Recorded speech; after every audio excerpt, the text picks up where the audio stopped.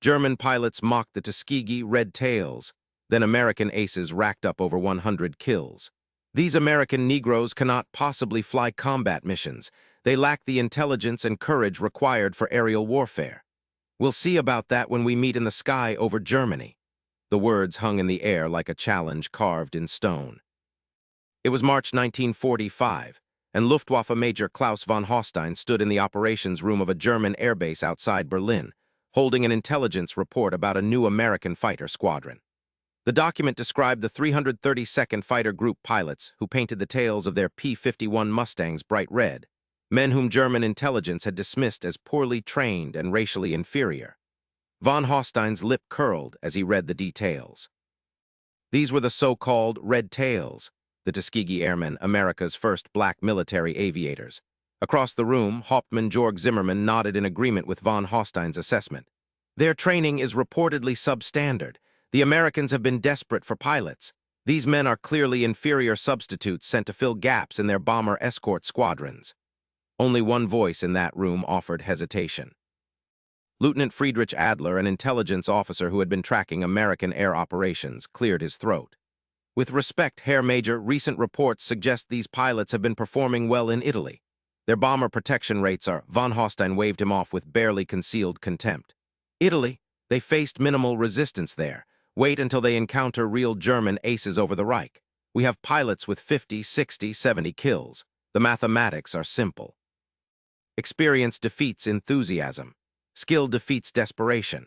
The Luftwaffe has been fighting for 6 years. These American amateurs have been flying for what? Months. What von Hostein could not have known as he dismissed those intelligence reports, what none of them understood in that doomed headquarters, was that within 6 weeks those same red tails would destroy over 70 German aircraft while losing only 19 of their own. The mockery in that room would become one of history's most catastrophic underestimations, measured not in numbers alone, but in the complete shattering of racial assumptions that had underpinned Nazi ideology. The men von Hostein dismissed would help win the air war over Europe, escorting bombers with such effectiveness that crews specifically requested them by name. And Friedrich Adler, the intelligence officer whose warnings went unheeded, would be one of the few German pilots who survived to witness just how wrong his superiors had been. But to understand how completely the Tuskegee Airmen shattered expectations, we need to go back to the beginning. We need to understand where these men came from, what they overcame just to earn the right to fly, and why their success represented something far more profound than military achievement alone. If you're enjoying this story, please consider subscribing to hear more stories like this. It was 1941, and America stood on the brink of war. In a segregated nation where black citizens faced systematic discrimination in every aspect of life, the idea of African-American combat pilots seemed impossible to most white Americans and unthinkable to many in the military establishment. The United States Army Air Corps had never trained a single black pilot. The prevailing belief, endorsed by official military studies, held that black men lacked the intelligence, reflexes, and courage necessary for combat aviation. But history was about to collide with prejudice at a small airfield in Tuskegee, Alabama. First Lady Eleanor Roosevelt changed everything on March 29, 1941, when she insisted on flying with Charles Alfred Anderson, the chief flight instructor at Tuskegee Institute. Anderson, known as Chief to everyone who knew him, was already a legendary figure in black aviation circles. He had earned his pilot's license in 1929, becoming one of the first African Americans to do so, and had spent years proving that black aviators could match anyone in skill and courage. When Eleanor Roosevelt arrived at Tuskegee that spring morning, her Secret Service agents protested vigorously. They insisted it was too dangerous for the First Lady to fly with a black pilot, but Eleanor Roosevelt had not traveled to Alabama to be told what she could not do. She looked at Charles Anderson, saw a man who had logged thousands of flight hours, and made her decision. "Well, Chief," she said, "I guess we better go then." They flew for 40 minutes over the Alabama countryside. When they landed, newspaper photographers captured Eleanor Roosevelt's delighted smile. The photograph appeared in newspapers across the country, and suddenly the impossible seemed possible. Within months, the War Department authorized the creation of an all-black pursuit squadron. The Tuskegee Airmen program was born not from military enthusiasm, but from political pressure. a grudging experiment that many in the military establishment hoped would fail. The young men who arrived at Tuskegee Army Air Field in 1941 and 1942 carried the weight of their entire race on their shoulders. They understood that every mistake would be used as evidence of black inferiority, that every failure would justify continued segregation and discrimination. They also knew they were being set up to fail. Benjamin O. Davis, Jr., a West Point graduate who had endured 4 years of silence at the academy where white cadets refused to speak to him except on official business, became the first commander of the 99th Pursuit Squadron. Davis understood the impossible position his pilots occupied. They were expected to perform perfectly while being given second-rate equipment, inferior facilities, and training from instructors who often viewed them with contempt. The training itself was brutal. The washout rate approached 50%. The men studied navigation, aerodynamics, meteorology, and weapons systems. They learned to handle aircraft that could kill them in seconds if they made a mistake. They trained in the Alabama heat, flying open-cockpit PT-17 Stearman biplanes, then graduating to more advanced trainers before finally earning the chance to fly actual combat aircraft. One of those early cadets was Lee Archer, a young man from New York City who had worked as a delivery boy before the war. Archer later remembered the determination that drove them all. "We knew we had to be twice as good to be considered half as good," he said. "So we worked to be 3 times as good just to make sure." Another early cadet, Charles McGee, who would eventually fly 409 combat missions across 3 wars, recalled the atmosphere at Tuskegee. "We didn't just want to succeed for ourselves. We knew that if we failed, the door would slam shut for everyone who came after us. That's a heavy burden for young men in their 20s to carry, but we carried it." The town of Tuskegee itself existed as a paradox. The institute had been founded by Booker T. Washington in 1881 as a beacon of black education and advancement. But the town surrounding it remained deeply segregated. The black cadets training to defend America could not eat at most restaurants in town, could not drink from certain water fountains, and faced constant reminders that their own country considered them second-class citizens. Base Commander Major James Ellison, a white officer from Georgia, made no secret of his skepticism about the program. He posted a sign outside his office that read, "Flying is the most dangerous thing a Negro can do." When confronted about the sign by visiting dignitaries, Ellison defended it, saying he was merely being honest about the risks. But the cadets persisted. They flew when others said they could not. They studied when others said they lacked the intelligence. They performed with precision when others predicted failure. On April 15, 1943, the 99th Pursuit Squadron deployed to North Africa. Their first combat missions flew as part of the Allied campaign in Sicily. The results were mixed initially. The pilots flew ground attack missions, strafing enemy positions and supporting advancing troops. They performed adequately but without distinction. German pilots who encountered them reported them as competent but unremarkable. Back in the United States, critics seized on these early reports. In September 1943, Colonel William Maumier, who had commanded the squadron during some of their early operations, filed a report claiming the 99th was underperforming and suggesting that black pilots lacked the necessary skills for combat aviation. The report might have ended the entire program. But Benjamin Davis, Jr., now a lieutenant colonel, traveled back to Washington to defend his pilots before the War Department. He presented detailed analysis showing that the 99th's performance matched or exceeded comparable white squadrons during the same period. He argued that the squadron had been given inadequate equipment and insufficient support, then judged more harshly than white units facing identical challenges. The War Department reviewed the evidence and reached a stunning conclusion. Davis was right. The 99th would not only continue operations, but would be expanded. 3 more squadrons would be formed, the 100th, 301st, and 302nd, and combined with the 99th to create the 332nd Fighter Group. Benjamin Davis, Jr., would command the entire group. In January 1944, the 332nd Fighter Group deployed to Ramitelli Air Base in Italy. They received new aircraft, P-47 Thunderbolts initially, then later the magnificent P-51 Mustang, the finest fighter aircraft of the war, and they began painting the tails of their aircraft bright red. The red tails served multiple purposes. They helped bombers identify their escorts quickly. They helped the pilots identify each other in the chaos of combat. but they also served as a symbol, a defiant announcement of presence. The message was clear: we are here. We will not be invisible. We will not be ignored. By March 1945, when Klaus von Hostein stood in that operations room dismissing them as inferior, the Red Tails had already compiled a remarkable record. They had flown hundreds of bomber escort missions. Unlike other fighter groups that sometimes abandoned bombers to chase personal glory and individual kills, the Red Tails stayed with their charges. Their primary mission was protection, and they executed it with single-minded determination. Bomber crews noticed. Word spread through the 15th Air Force about the escorts with Red Tails who never left. Bomber pilots began requesting the 332nd specifically. "Take care of our planes," one bomber commander told Captain Charles Hall before a mission over Germany. "We'll do our job if you do yours." Hall, who had scored the 99th Squadron's first aerial victory back in July 1943, smiled. "Sir, you just fly your mission, we'll be there." And they were. On March 24, 1945, the Red Tails flew one of their most important missions, a bomber escort to Berlin. 65 P-51 Mustangs with Red Tails accompanied B-17 flying fortresses deep into German airspace. The bombers were targeting tank factories on the outskirts of the German capital.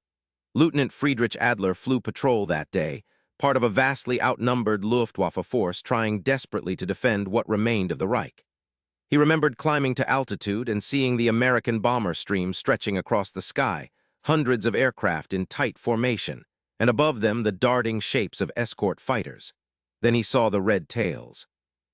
"Initial contact at 14:20 hours, Adler later wrote in his diary, one of the few surviving first-hand German accounts of combat with the Tuskegee Airmen.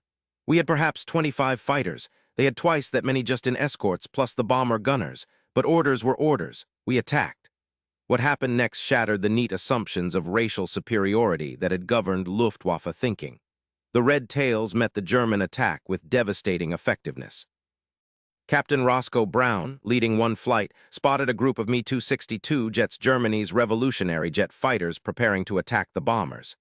The Me-262 was faster than any propeller aircraft, but it had weaknesses. It was vulnerable during takeoff and landing, and it burned fuel at a prodigious rate. Brown dove on one Me-262 as it lined up on a B-17. The German pilot, confident in his aircraft's speed advantage, never expected the Mustang to close so quickly. Brown's targeting was perfect. He fired a 3-second burst.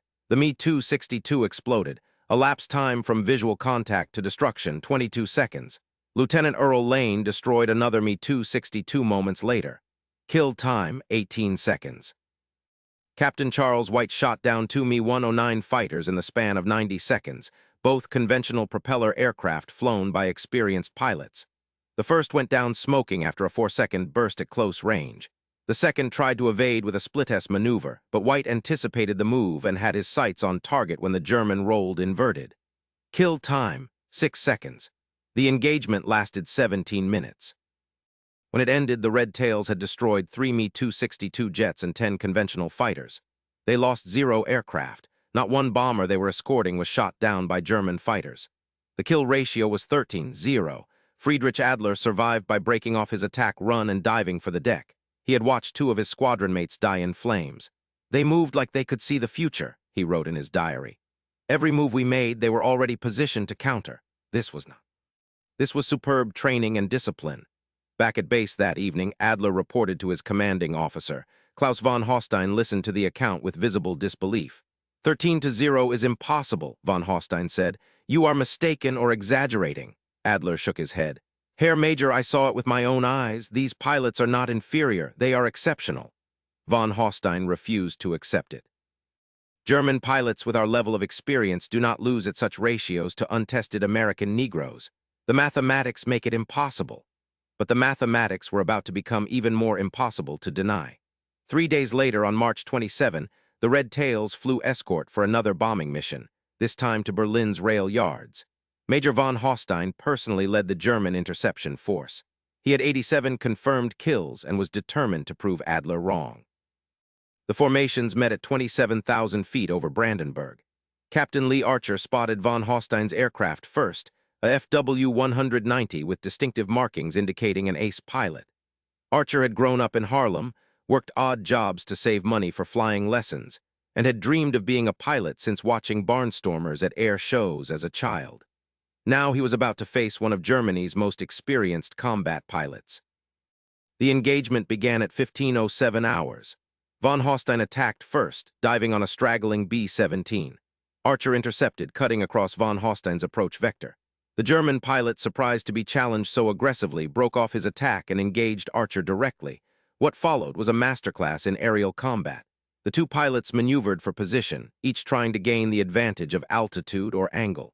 Von Holstein was skilled with years of combat experience. But Archer was better. At 15:09 hours, Archer gained von Holstein's 6 o'clock position. The German pilot tried a desperate barrel roll, but Archer anticipated it and maintained position. At 15:09 and 40 seconds, Archer fired. His .50 caliber machine guns stitched across von Holstein's aircraft. The FW-190 began trailing smoke. Von Holstein tried to dive away. Archer followed. At 15:10 hours, Archer fired again. This burst hit the FW-190 engine. The aircraft burst into flames.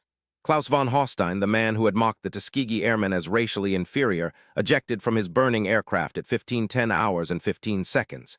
He deployed his parachute and drifted down toward German-held territory. He had survived, but his certainty had not. Total elapsed time from initial engagement to his ejection, 3 minutes and 15 seconds. That same day, across multiple engagements, the Red Tails destroyed 27 German aircraft. They lost 2 pilots. The kill ratio was 13:5:1. Friedrich Adler witnessed the engagement that shot down von Holstein. "I watched their discipline," he later testified to Allied interrogators. "They did not break formation to chase personal glory. They worked as a team, supporting each other, covering each other." Many of our pilots were more experienced individually, but they fought as individuals. The Americans fought as a unit. The numbers were becoming undeniable. By April 1945, the 332nd Fighter Group had flown over 15,000 sorties. They had destroyed 112 enemy aircraft in aerial combat. They had damaged or destroyed over 150 aircraft on the ground. They had sunk 1 destroyer, demolished numerous locomotives and rail cars, and damaged or destroyed hundreds of military vehicles. But the most important statistic was this: of the bombers they escorted, only 27 were lost to enemy fighters. Other fighter groups lost bombers at far higher rates because they sometimes abandoned their charges to pursue enemy aircraft. The Red Tails never did. Their mission was protection, and they never forgot it. Red Tail Angels, one bomber pilot called them. The name spread. Captain Charles McGee flew 136 combat missions with the 332nd. He later reflected on what those missions meant. "Every time we took off, we carried more than ourselves into the sky. We carried the hopes of millions of people who had been told they were inferior, who had been denied opportunity, who had been treated as less than human. We could not fail because failure would justify all of that. So we did not fail. The toll on the pilots themselves was immense. They flew in skies filled with anti-aircraft fire and enemy fighters. They dealt with mechanical failures, weather, and the constant stress of combat. And they did it all while knowing that when they returned to base, they still faced segregation and discrimination. When they visited England or Italy on leave, they could not eat at the same restaurants as white American soldiers. They faced insults and violence from their own countrymen. Military police enforced segregation even in combat zones. There were documented cases of white American soldiers fighting with black aviators in bars and streets, unable to accept that these men were pilots, officers, and combat heroes. One famous incident occurred when several Tuskegee pilots entered an officers' club at Freeman Field in Indiana. The base commander had designated the club for white officers only. The black pilots, who were also officers, insisted on their right to enter. More than 100 black officers were arrested for refusing to accept segregation. The case went to the War Department, which eventually ruled in favor of the black officers, a small but significant victory against military segregation. But in combat, none of that mattered. In combat, there was only the mission, the aircraft, and the enemy. Lieutenant Walter Palmer shot down 5 enemy aircraft, earning the designation of ace. He came from a small town in Illinois, had attended Tuskegee Institute before the war, and had been working as a mechanic when he heard about the aviation program. "I figured if they were going to train pilots, I might as well be one of them," he said. On April 1, 1945, Palmer led a 4-aircraft patrol over Austria. They encountered a formation of 15 FW-190 fighters attacking a crippled B-17 trying to limp home. Palmer's flight dove into the attack without hesitation. The Germans outnumbered them nearly 4-1, but the Red Tails had surprise and altitude advantage. Palmer destroyed 2 aircraft in the initial pass. His wingman, Lieutenant James Wiley, shot down another. The remaining German fighters scattered, and the B-17 made it safely back to Italy. The bomber's crew met Palmer when he landed. The pilot, a captain from Texas, shook Palmer's hand with tears in his eyes. "You saved 10 lives today," the captain said. "I don't know your name or where you're from, but you're the best damn pilot I've ever seen." Palmer smiled. "Lieutenant Walter Palmer, sir, from Rockford, Illinois, and I was just doing my job." The captain looked at Palmer's face, seemed to realize for the first time that his rescuer was black, and his expression shifted through a range of emotions. Finally, he said, "Well, Lieutenant Palmer from Rockford, Illinois, you ever need anything, you look me up. Name's Jack Henderson, and I owe you my life." These moments of recognition happened more and more as the war progressed. White bomber crews who had grown up in segregated communities, who had never questioned the racial assumptions they inherited, found themselves saved by black pilots. The experience changed some of them. Not all, but some. And that mattered. By late April 1945, the air war over Europe was effectively over. Germany was collapsing. Soviet forces were fighting in the streets of Berlin. The Luftwaffe had been reduced to a shadow, its experienced pilots dead or grounded by lack of fuel. Friedrich Adler surrendered to American forces on April 29, 1945. During his interrogation, intelligence officers asked him about his experiences fighting the Red Tails. "We were told they were inferior," Adler said. "We were told that racial science proved they lacked the necessary qualities for combat. We were told the mathematics of our superiority were undeniable. All of it was lies. They were not inferior. They were exceptional. They defeated us not through luck, but through skill, discipline, and courage. Anyone who flew against them and survived knew the truth." The interrogation officer, a white American major, seemed uncomfortable with Adler's testimony. He changed the subject quickly. The major's discomfort was telling. Even in victory, even with undeniable evidence of achievement, many white Americans could not accept that black pilots had excelled. But the evidence was overwhelming. The 332nd Fighter Group received the Distinguished Unit Citation for their mission to Berlin on March 24, 1945. 95 pilots received the Distinguished Flying Cross. 14 pilots received the Bronze Star. 8 pilots received the Air Medal with 10 clusters or more. 1 pilot, Lieutenant Colonel Benjamin O. Davis, Jr., received the Silver Star.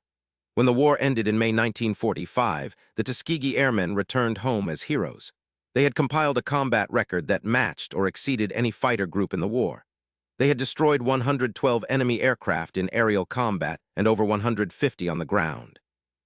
They had sunk a destroyer with machine gun fire alone, an almost unprecedented achievement. They had flown over 15,000 sorties and over 1,500 missions, but they returned home to a country that still enforced segregation. They could not vote in many states. They faced discrimination in housing, employment, and education. Many could not get jobs as commercial pilots because airlines refused to hire black aviators. Some ended up working as janitors and manual laborers, their skills and achievements ignored. Captain Charles Hall, who had scored the first aerial victory for the 99th Squadron, returned to his home in Indiana. He applied for a job with a commercial airline. The hiring manager looked at his application, saw his impressive credentials, and said, "We don't hire colored pilots." Hall stood up, gathered his papers, and walked out. He later said, "I had just helped win a war for democracy and freedom, but I couldn't get a job flying passengers from Indianapolis to Chicago." Lee Archer, who had shot down 4 enemy aircraft and damaged several others, faced similar discrimination. He eventually earned a law degree and became a successful businessman, but he never forgot the irony of being told he was unfit to fly commercial aircraft after proving himself against the Luftwaffe's best. The true impact of the Tuskegee Airmen extended far beyond their combat achievements. They had demolished the pseudo-scientific racial theories that justified segregation.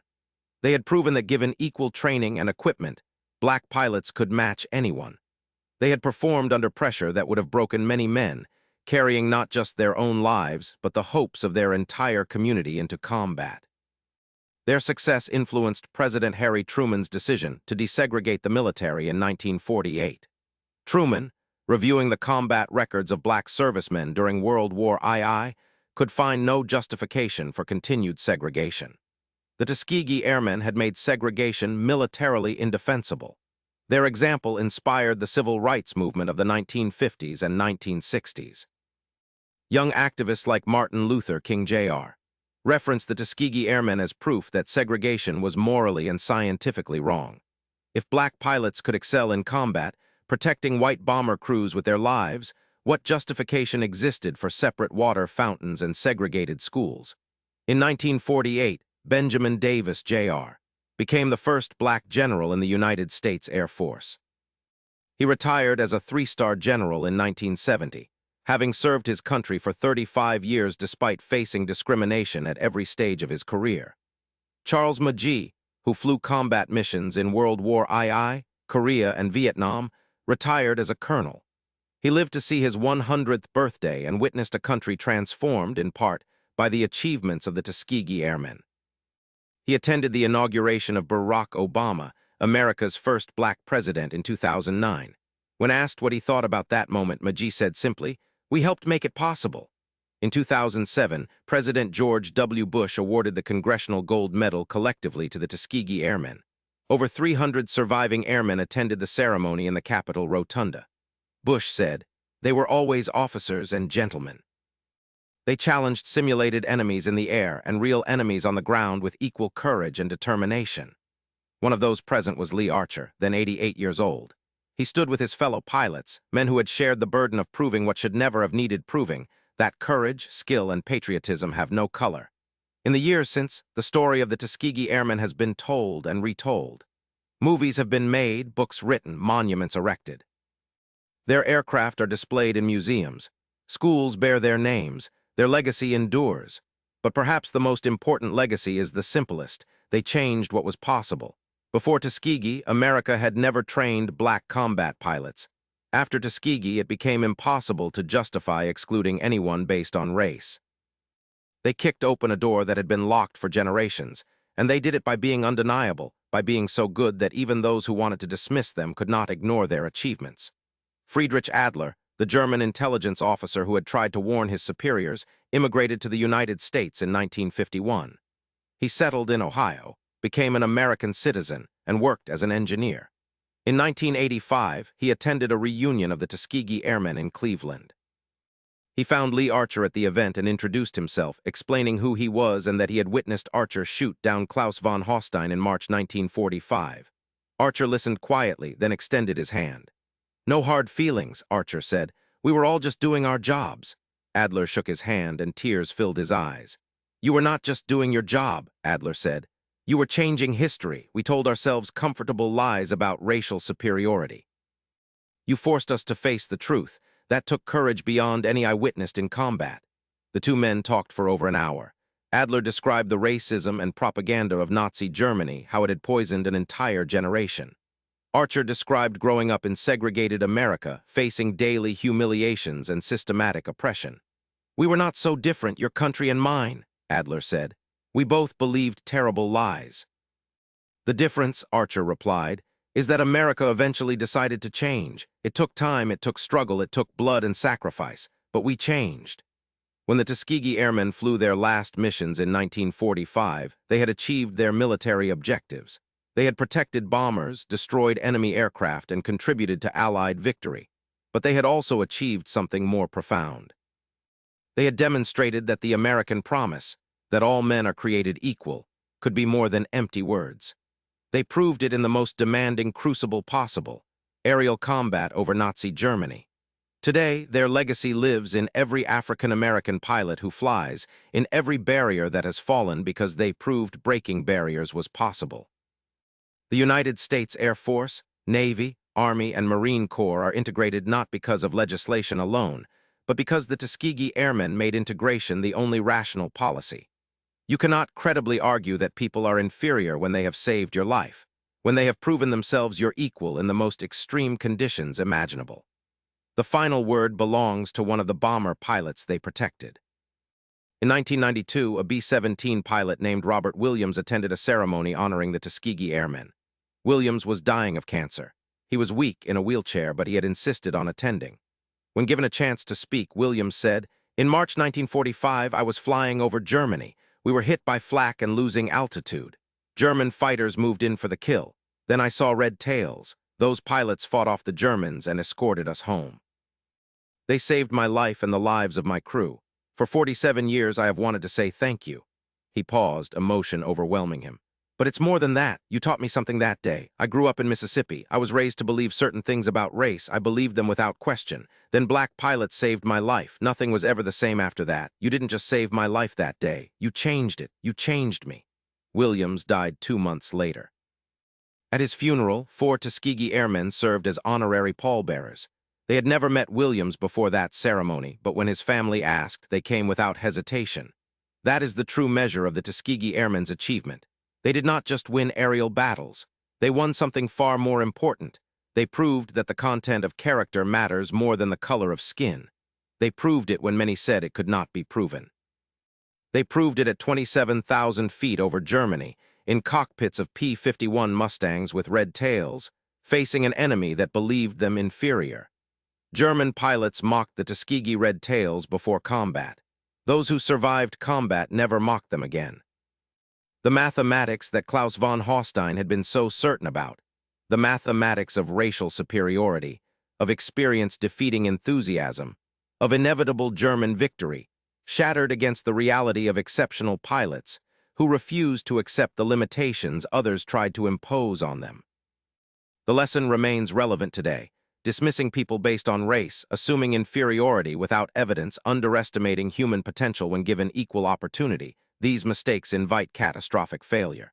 The Tuskegee Airmen proved it over the skies of Europe. They proved it with 112 aerial victories, thousands of successful missions, and countless lives saved. They proved it by being undeniable. And in proving it, they changed America forever. Thank you for listening. If this story touched you, please subscribe and share your thoughts in the comments.